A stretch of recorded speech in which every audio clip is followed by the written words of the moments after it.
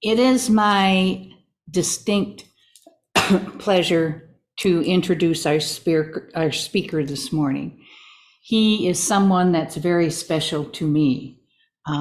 He's been one of my prime support people over the last few years, supporting me in hospital visits, eye doctor appointments, and on and on. Reverend David is more like family than he is an acquaintance. I love him dearly because he has been there as my support person, never said, I can't do that for you. And that kind of dedication and friendship is really hard to find. Here at Center of Enlightenment, he's equally as dedicated, has been our board president for some time, and he's keeping us on track, and we're moving forward into the future as a growing and thriving center of light, love, and abundance. It is my great pleasure to introduce you to Reverend David Shaw.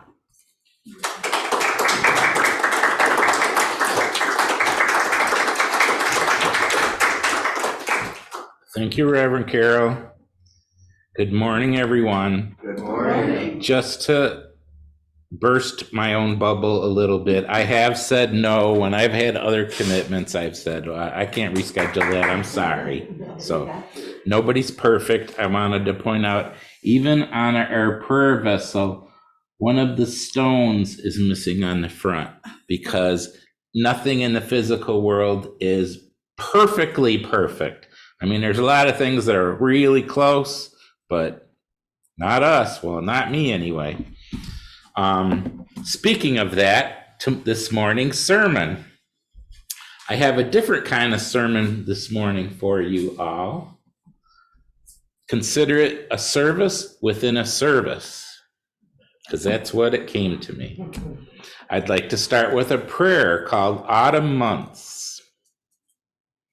O God of creation, you have blessed us with the changing of the seasons.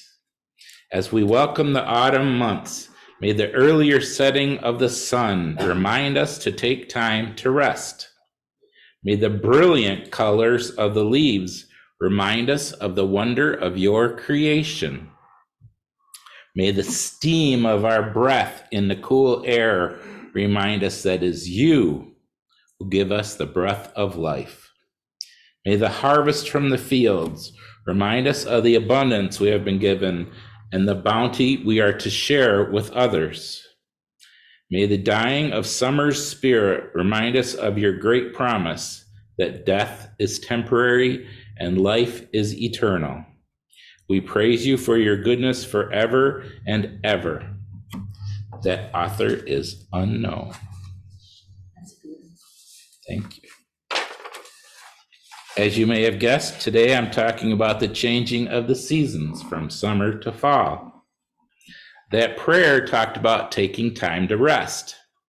The efforts of the fall, for some people harvesting the crops, for all of us preparing the outside of our properties for the coming winter and making the inside of our homes a comfortable place to hibernate, will take a little extra time and energy from our daily supply. So it is very important for our health to rest.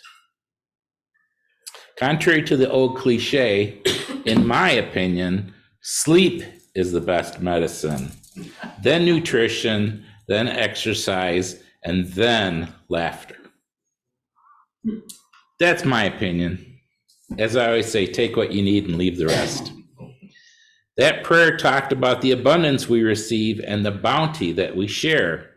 By coming to this church, you all know about that. This building wouldn't be here without your donations. And our abundance principles that we state every Sunday demonstrate the power of intention and gratitude. And finally, the prayer's promise that death is temporary and life is eternal is the basis of spiritualist principle 4. We affirm that the existence and personal identity of the individual continue after the change called death. we wouldn't have this church without that principle, or the whole spiritualist faith. I don't know about you, but I really like that prayer, and I'm grateful that I found it. And as I was writing this, Spirit corrected me and said, I didn't find it. I was guided to it. There are no coincidences. They said that too. Now I have a poem that I was guided to share called Golden Leaves.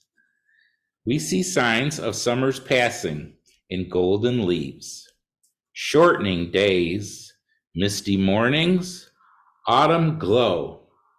We sense its passing in rain that dampens, winds that chill, harvest's bounty placed on show. Creator God, who brings forth both green shoot and hoarfrost, sunrise and sunset, we bring our thanks for seeds that have grown, harvests gathered, storehouses filled, mouths fed. And as your good earth rests through winter's cold embrace, we look forward to its reawakening when kissed by spring's first touch. And again, that was author unknown. That reading technically was also a prayer, but Spirit and I liked it as a poem. So that's how I labeled it, because it's my inspirational reading for this service within a service. Both of those readings / prayers are from the website for Xavier University in Cincinnati, Ohio, which is a Jesuit Catholic university, and they have a very good college basketball program if you care about things like that, like I do. Now, I'd like to talk about how some other cultures view the changing of these seasons from summer to fall. In Greek mythology, the September equinox marks the return of the goddess Persephone to the darkness of the underworld, where she is reunited with her husband Hades. The story about Hades kidnapping Persephone and her seasonal return to the surface is long and complicated, so I will encourage you to research it if you are interested. I was interested. I used to read mythology. What was it? I read Bullfinch's mythology from cover to cover when I was like 8. And it was a complex reading, but I was motivated because I like stuff like that. And now that I talk to Spirit, some of them come and visit, so it's good to know their names. I wouldn't be with Patty if I didn't channel Odin at one time. Now, some Chinese call the full moon that falls closest to the autumnal equinox the harvest moon. These Chinese people began celebrating the fall harvest at the harvest moon centuries ago during the Shang Dynasty. In ancient China, they celebrated the successful harvest of rice and wheat, and they made offerings to the moon in gratitude. Ethnic Chinese and Vietnamese people still celebrate the harvest moon, or as it is called now, Mid-Autumn Festival. This year, it started on September 29th, and they had an 8-day celebration. During the Mid-Autumn Festival, lanterns adorn streets, and family and friends gather to give thanks, share food, and go out and watch the moon. Round pastries called moon cakes are often enjoyed at this time, which I'd heard of those before, but I didn't know why, and I've never tasted one, but I look forward to it. As you all know, I'm a foodie. In Japan, most Buddhists celebrate Higan, which takes place twice a year during the fall and spring equinoxes. It begins 3 days before the equinox and days 3 after the equinox. During Higan, many Japanese Buddhists return to their hometowns to pay respects to their ancestors. Higan means from the other shore of the Sanzu River. That's a Chinese word that they have used because Buddhism comes from China. In Buddhist tradition, India? It depends on Buddhism, but it's either Japan or Hindu. I think it's India. Yeah, I think it's India.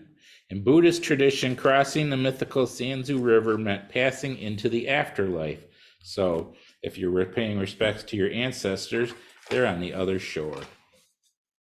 So here we can hear him yelling across the river. Yeah, it's funny. It is, isn't it? Funny, weird. Not, I don't know about funny, haha, but funny, weird.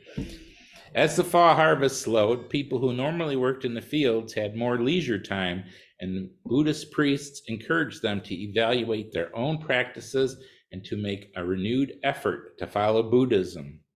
The priest said that the seasons changing was a symbol that Buddhists should change their lives in order to reach enlightenment. And since we are a Center of Enlightenment, I encourage you all to use this autumn to prepare yourselves and your homes for the coming winter, and to use those darker months to make changes in your life to reach towards enlightenment. And one opportunity will be our New Year's Eve service, when Reverend Keith does the burning bowl ceremony for us, and you can get rid of what doesn't serve you and invite in which does, which way back in 2016 when I did that, I had a big epiphany and awakening and stuff. And now, in this service within a service, it's time for announcements. Bet you weren't expecting that in a sermon. So a month ago, when I was asked to speak this morning, I had the perfect topic. Immediately came to me. Then I forgot. And I've been struggling for the last couple weeks. Finally, on Tuesday morning, I sat and I meditated and asked Spirit, and they said, well, you can talk about autumn. So I did, but then it took Wednesday. I started it. Nothing's coming. Tuesday, I had found stuff online. Thursday, nothing's coming. Friday, nothing's coming. The last sermon I wrote, I did in less than 2 hours. It's like, what the heck? So finally, yesterday, I sat down and brought through that sermon. And if it's great, thanks, Spirit. If you didn't like it, Spirit's fault. Patty says I like to blame other people, so. And that's why I didn't remember the real topic that I was supposed to do today, because they didn't remind me. Darn, Spirit. Actually, thank you for all you do. The other topic for today was supposed to be that this is the 6th anniversary of my ordination. Thank you. Yes, October 15th, 2017 is the date that Reverend Ken Novichevsky, Reverend Kathleen Katona, and Reverend Bar Yarnell ordained me right here. And it was a big deal. Now, also, on October 18th, 2015, they ordained somebody else right here, Reverend Carol Willis. So she's 8 years and 3 days from now. Finally, there's another thing to celebrate. Reverend Carol's birthday is tomorrow. So let's all sing happy birthday to Reverend Carol. Happy birthday to you. Happy birthday to you. Happy birthday, Reverend Carol. Happy birthday to you. And I know better than to say, how old are, we'll stop right there. None of your business. There you go. Even though I know, I'm not going to say. So That's only a number. the last thing about that stuff, because I said finally, but I was wrong. My next ordination anniversary on a Sunday is Sunday, October 15th, 2028. And I put it in my phone when I was sitting up here. So in 5 years, why did I write 3? In 5 years, I'll be giving that service and sermon. And they reminded me of this topic. I woke up at like 7:30 and 7:55. I'm getting up to go in the shower. And that's when they told me, hey, you could have done your ordination anniversary. It's like, I'm supposed to be at church in like an hour and a half. Thanks a lot. So, yes, definitely what she said. I liked how that sermon came out. And like I say, take what you need and leave the rest. And thank you for your time and thank you for your attention.